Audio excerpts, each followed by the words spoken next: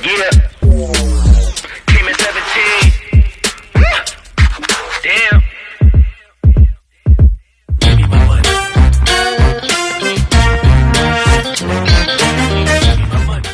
Yun po mga bayang karorista at ating mga kayokabs ha. Welcome back po muli sa ating ikalawang video na ating konting silipad game ngayong araw ng linggo. Ating continuation, race 7 hanggang race 11. Pero bago ko po simulan, shoutout po muna ako ha. Shoutout po kayo pala kay Sir Manuel Tandes, kay Kawan Heart TV, Roger Santiago, Second Musod, John Ray de la Cruz, Arlie Villalon, kay Sir Edgardo Ramos, Reynaldo Ortega, Arbel Ramirez, Abraham Rapio, Marjan Castañeda, Jose Joaquin Raimundo, ganoon din nasa kay Sir Jun Sanco, Ginter Jan Carter, shoutout sa iyo kay Tata Litz dyan sa Europe, kay RJC Channel from Brunei at kay Sir Edward Soncel from Kuwait. Shoutout po sa inyo sa mga nanonood din po sa oras na to ha. Shoutout po mga bayang karisa, sana makachamba tayo ngayong araw ng linggo. Kaya ito, simulan natin agad yung ating race number 7 kung saan magsisimula naman yung ating third pick 5 event. Isa naman tong part-time Pilgen Pharmaceutical Incorporated Trophy Race. Sorry, medyo nabulol ako dun ha. Setong Pilracom rating base class 5, 11 to 15 split. Meron tayong 9 runners na maglalaban-laban. Dito, first choice ko, galing sa panalo last time, numero 3, Hombre. Narerendaan po ni RC Suson. Meron tong 126.8 last run, nanalo ito, may isang 2-1. Out of 9 runners naglaban-laban, same rating base din po. At yun po ng September 15, kung saan tinalo niya po doon yung kabayong si Lemon Bell. Same rider pa rin ha, RC Suson para sa ating numero 3 na si Hombre. Second choice ko, numero 5, Mythic Layla. Narerendaan po ni Michael De Jesus. Ito naman, meron tong 127.6 latan. Doon din sa karerang napanalunan ni Hombre. Dumating itong Tercera. Umas ng 9-9, out of 9 runs na naglaban-laban. From Beljomel Galgueta, this time ang lerenda Michael De Jesus para sa ating numero 5, si Mythic Layla. Isinasama kong third choice, nandun din sa karera na yung last time. Segunda naman, numero 8, Lemon Bell. Narerendaan po ni Jomer Estorque. May 127 plus, halos dikit-dikit lang ng preba itong tatlo na to eh. Ito yung match naman ng 1-2. Out of 9 runs na naglaban-laban. Same rating base, same date po. Same din yung nanalo si Hombre. Siyempre, same rider pa rin, Jomer Estorque. Para sa ating numero 8, si Lemon Bell. Race number 7, mga bayang kararista. Kung may kusunada pa, sipat na lang tayo mabuti ha. First choice ko po muli, numero 3, Hombre.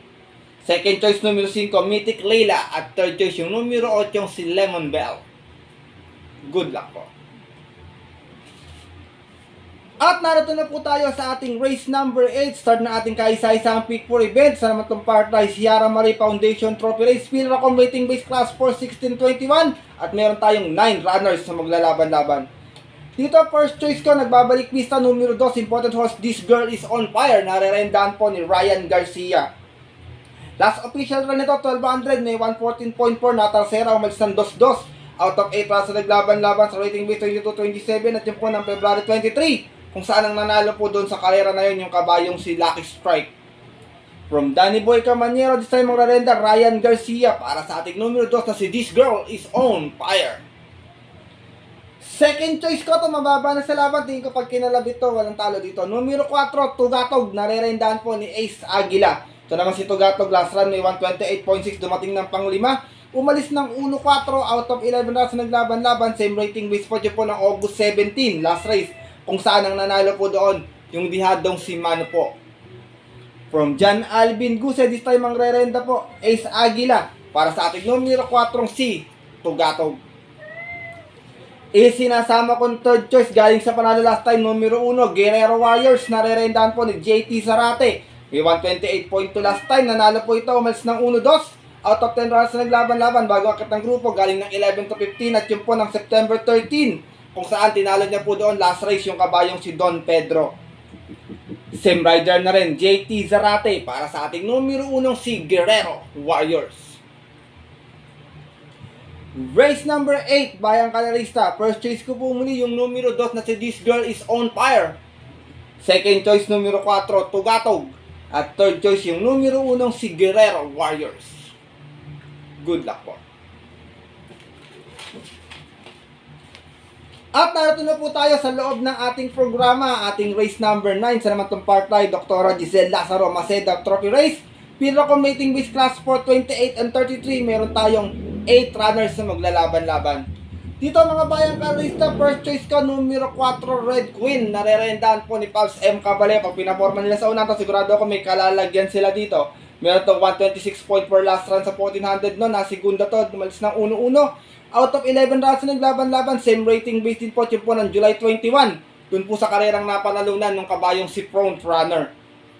From Noel C. Lunar, this time magre-renda na Pabs M. Caballero para sa ating numero 4 si Red Queen. Second choice ko na nakikita kong pwede magbigay ng upset sa kanya, medyo maganda tinatakbo nito mga nakarampay. Numero 1, Black Star, narerendahan po ni Jomer Estorque. Ito last run, segunda, may 126.6. Umalis ng 3-4, out of 7 runs na naglaban-laban, same rating base din. At yun po ng September 15, kung saan ang nanalo po doon yung nagbabalik na si Spolarium. Same rider pa rin, Jomer Estorque, para sa ating numero 1 si Black Star.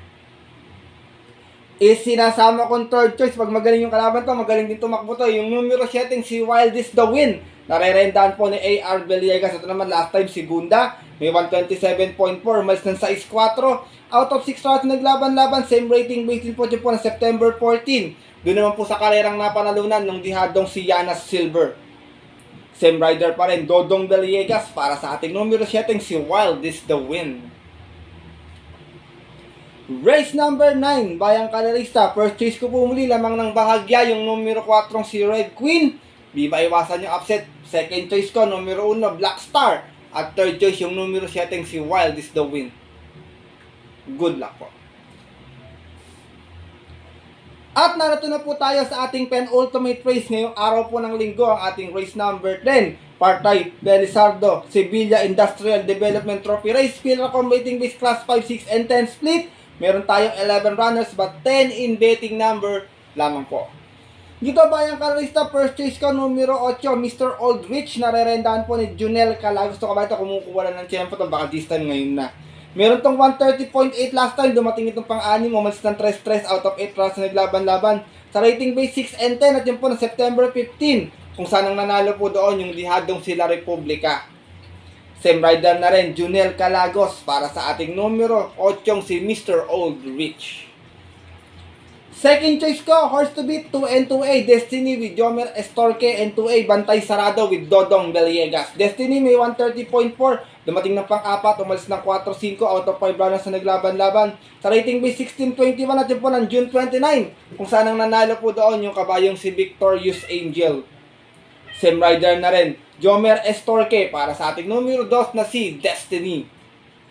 Sa matarato naman 2A na si Bantay Sarado, last time Tarsera may 128.2, umalis ng 2-3 out of 9 rounds na naglaban-laban sa isang trophy race noong June 23, kung saan ang nanalo po doon yung nayamadong si Heroes Del 96. From Jomer Estorque, this time magre-renda Dodong Villegas, para sa ating 2A na si Bantay Sarado. Race number 10, penultimate race ngayong araw ng linggo. Kung may nasisipat pang diado or makakabalita pa, huwag kalimutan magdagdag. Kung may pangdagdag pa, kung wala, mamili na lang bayang kalarista. First choice ko po muli dito, numero 8, Mr. Oldrich. Second choice, horse to beat, 2 and 2A, Destiny with Bantay Sarado. Good luck po.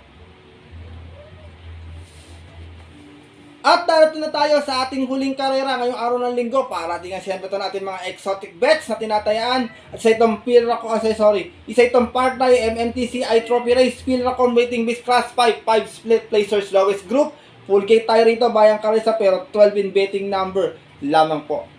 Dito first choice ko, horse to beat 7 and 7A, best shot with RC Suson and 7A modern stroke with CB Ardonia. Isang di bandera, isang di remate, basta palaban tingin ko, lamang na lamang naman po dito.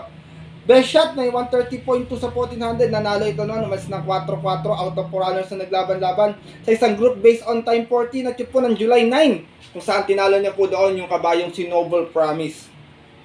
From Ken Malapira, this time magre-renda RC Suson. Para sa ating numero 7 si Best Shot. Sa matata namang 7A na si Modern Stroke ay may 116.6 sa 1200. Tarsera last time, umalis ng 5-4. Out of 8 runs na naglaban-laban sa rating base 6 and 10 at yun po ng August 16. Doon naman sa karerang napanalunan ng kabayong si Balibel. From Michael De Jesus, this time ang re-renda po si CB Ardonia para sa ating 7A na si Modern Stroke. Second choice ko, numero 5, Magnum Force. Nakakalimutan ng tao, re-rendahan po ni Dodong Villegas. Ito namang si Magnum Force, may 133 flat sa 1400 noon. Dumating itong panglima, umalis ng 9 Gs, out of 11 na sa naglaban-laban. Sa rating base 6 and 10, nakababa na rin ang grupo pala to dito. At yun po ng August 24, kung saan ang nanalo po doon yung kabayong si Irish. From M&M Gonzalez, isa yung magrerenda, Dodong Villegas. Para sa ating numero 5, si Magnum Force. Sinasama kong third choice, baka nag-aabang lang ng no bearing race to, bayan kasi biglang bumulaga dito. Yung numero 4, si Jenks Had Enough, nare-rendahan po ni Marlon Cañete. Meron tong 131 point per last run, dumating ng pang-5. Umalis ng 7-9, out of 10 rounds na naglaban-laban sa rating base 11 to 15 pa po noon. Ngayon po, 5 placers na lang yung grupo. At yun po ng July 14, kung saan ang nanalo po doon, yung kabayong si Iikot lang. From Junel Calagos, this time magrerenda, Marlon Cañete. Para sa ating numero 4, si Jenks Had Enough. Last and final race ngayong araw ng linggo, bayang karalista. Kung may kursunada pa po kayo, maaaring magdagdag na lamang. Kung may pangkapital pa, kung makakauna, wala pong problema. Pero kung naunahan tayo, pili na lamang tayo sa sarili nating kursunada. First choice ko po muli, 7 and 7A, Best Shot and Modern Stroke. Second choice, numero 5, Magnum Force. At third choice, yung dihadong numero 4, si Jenks Had Enough. Good. At yun po mga bayang karalista at ang ating mga kayokab sa tapos na ito ating dalawang video na ating konting silip at ngayong araw ng linggo. Na sana po makatulong po sa inyong diskarte at pananaya. Alam ko pong mahirap kasi no bearing, no effect po tayo. Pwedeng yung iba dyan, lumusot yung pwede pong ma-olats din tayo. Pero kung ganun man mangyayari, hinihingi ko na kagad sa inyo ng pasensya, bayang karalista. Tatapat lang tayo ngayong araw po ng linggo. Sana makachamba nga po, makatulong sa inyo, makasipat man lang ng kahit dalawang bihado. Siyempre makachamba tayo ng yummy dividends. Pero pinapaalala ko po palagi sa inyo mga bayang karalista na sariling aral ko lamang po ito. Wala pong halong info sa loob mga kaibigan nating jockeys or trainers. Sariling aral ko lamang po ito, kuro-kuro at opinion po sa karera. Pagdating po ng tayaan sa takila, siyempre mas mananay po sarili niyo pong napupuson at kursunada, and always mga kayokab sa bayang karalista. Kayo pa rin po yung masusunod. Good luck po muli sa inyo lahat and have a blessed Sunday racing. Maraming salamat po sa inyong pangunawa, tiwala at suporta palagi dito sa ating YouTube channel. Sana po mabigyan ko po kayo ng mga magagandang giyang dihado pa sa mga darating nating mga karera pa. Stake race man po yan or regular race. Siyempre makachamba tayo ng yummy dividends. Masaya na po ako ron. Malaman ko lang na yung mga kayokab sa atin makachamba ng dihado. Napakasaya ko na po ng mga bayang karerista. Kaya po good luck po sa inyo ngayong araw ng linggo. Magsitama po sana kayo at mag-enjoy po kayo sa ating racing festival ngayong araw po ng linggo. Muli, maraming salamat sa inyo lahat, bayang karerista.